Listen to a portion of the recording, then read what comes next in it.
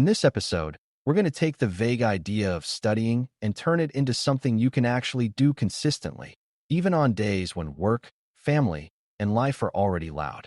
A lot of people fail certification attempts not because they are incapable of learning, but because their plan collapses the moment the week gets messy. The goal here is to build a spoken study plan, meaning a plan that works through listening, repeating, and recalling out loud, not a plan that depends on perfect quiet time and long reading sessions. When your study method is designed for the real world, you stop treating progress like a rare event and start treating it like a routine. By the end, you should be able to picture a simple weekly rhythm, know what you do in each short session, and understand how that rhythm turns into durable memory instead of temporary familiarity. Before we continue, a quick note. This audio course is a companion to our course companion books. The first book is about the exam and provides detailed information on how to pass it best. The second book is a Kindle-only ebook that contains 1,000 flashcards that can be used on your mobile device or Kindle. Check them both out at DailyCyber.News in the Bare Metal Study Guide series. The first mindset shift is accepting that a busy schedule is not a temporary problem you will solve later. It is the environment you are studying inside. If you build a plan that only works in a perfect week, you have built a plan that will fail most weeks, and the failure will feel personal even though it was structural. A spoken approach is powerful because it uses small pockets of time, like commuting, walking, folding laundry, or waiting in a parking lot, and it turns those pockets into repetitions. Repetition is not glamorous, but it is how your brain decides something is important enough to keep. When you listen and then force yourself to say the ideas back, you are training retrieval, and retrieval is what the exam will demand. The calm trick is to make the plan so small that it is hard to skip, then let the small plan compound into serious coverage over time. A study plan that sticks starts with a realistic promise about minutes, not an ambitious promise about chapters. Many people tell themselves they will do 2 hours every night, and then they miss one night, and then the plan feels broken, and then they quit. A better promise is something like 15 to 20 minutes of active recall on most days, plus one longer session on the weekend when you can. The exact number is less important than the repeatability because your brain learns in layers, not in one heroic push. Think of it like brushing your teeth rather than deep cleaning your whole house. You do the small thing often, and the bigger results show up because you did not stop. Spoken study fits this perfectly because it is portable and it does not require a desk, and the portability makes consistency much easier. Once consistency exists, you can add intensity, but you cannot add intensity on top of inconsistency and expect it to hold. To make spoken study work, you need a simple session format that you repeat every time, so you do not waste energy deciding what to do. A good format is to begin by recalling yesterday's key points out loud without looking, then listen to new material, and then immediately restate the new material in your own words. The restatement is the core because it reveals what you actually understood versus what merely sounded familiar. If you cannot explain a concept in plain language, it usually means you need another pass, not because you are failing, but because the memory trace is still thin. You can also end each session by naming 2 or 3 terms or ideas you want to remember, and then saying a one-sentence meaning for each. This creates a clean finish and gives your brain a summary to store, which is especially helpful when your day is busy and you might not return for a couple days. Over time, this repeated format becomes automatic, and automatic habits are the ones that survive busy weeks. Spacing is the secret engine of a study plan that sticks, and it matters more than most beginners realize. Spacing means you revisit information after a delay, and each revisit forces your brain to rebuild the memory instead of just rereading it. That rebuilding feels a little harder than passive review, and that difficulty is actually the point, because it signals that retrieval is happening. A spoken plan can use spacing naturally by cycling back through older topics in short bursts, even while you move forward to new topics. You can picture your learning like stacking bricks, where each new brick needs a little pressure from above before it settles. If you only stack new bricks and never press down, the stack looks tall quickly but collapses easily. Spaced spoken recall is the pressure that makes the stack sturdy. A practical way to apply spacing without getting complicated is to keep a small set of recall prompts that you rotate. A recall prompt is not a long note. It is a short question you can ask yourself, Like, what is the difference between a permission and a role, or why is evidence handling important after an incident? You speak the question, answer out loud, then check if your answer was complete, and if not, you refine it on the next repetition. The key is that the prompts should be phrased as questions, not as statements, because questions force retrieval, and retrieval is what builds exam-ready memory. You do not need hundreds of prompts at first. You need a small working set that covers the ideas you are currently learning plus the ideas you learned recently.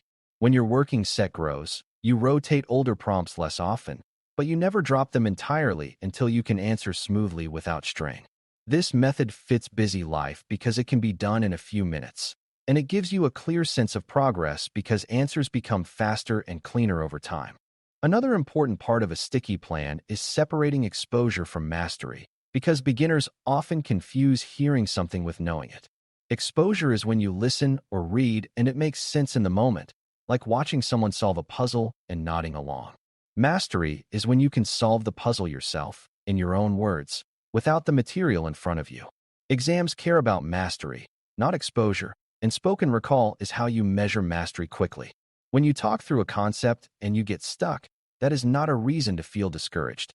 It is a signal that you just discovered a high-value gap. That gap is now a target for repetition, and repeated targeting is how you improve efficiently. The plan becomes less about consuming content and more about converting content into answers you can produce on demand. Busy learners also need a strategy for days when attention is low, because not every day will be a good brain day. On a low-attention day, you do not want to force heavy new learning, because you will resent it and you will retain less. Instead, you focus on short recall cycles of older material, because recall is a lighter lift than deep comprehension, and it still builds durability. You might replay a prior segment and then pause to restate it, or you might run through a set of prompts you already know moderately well. This keeps the habit alive, which is more important than pushing into new ground when you are tired. The goal is to avoid the all-or-nothing trap where a tired day becomes a zero day. In a plan that sticks, tired days still count, just in a different mode. You also want to build a plan that respects context switching, because busy defenders often study in fragments and fragments can feel disorienting. One way to reduce that disorientation is to start each session with a brief spoken recap of where you are and why it matters, even if that recap is only a minute.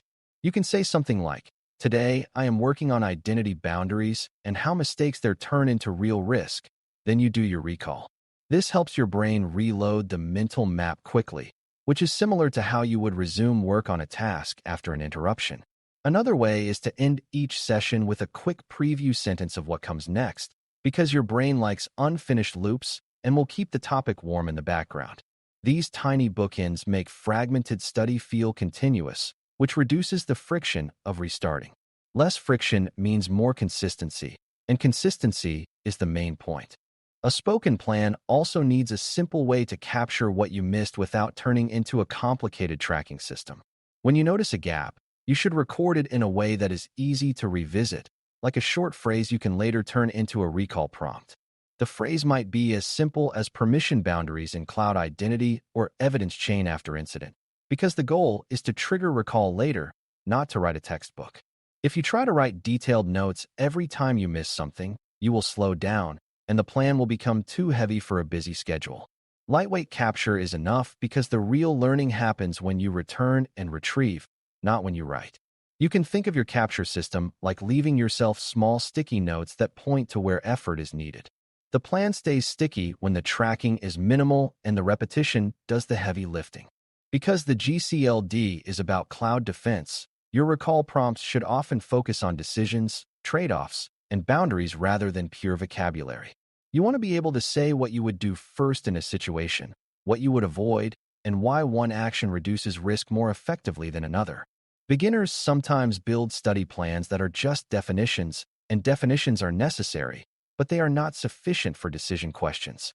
Spoken recall can include mini decision rehearsals, where you describe a scenario in one sentence and then say your best response in 2 sentences. The scenario does not need details like product names. It just needs the core pressure, like a suspicious access event or a misscoped permission. This trains your brain to move from concept to action, which is what defensive thinking looks like. When you can speak your reasoning smoothly, you are much closer to being able to recognize the correct answer choice under time pressure. A plan that sticks also anticipates the mid-study slump, which usually arrives after the early excitement fades but before the end feels close. The slump is when the material starts to feel repetitive and you start to wonder if you are improving at all. This is where spoken recall gives you an advantage, because you can measure improvement directly by noticing that your answers are faster, cleaner, and more complete.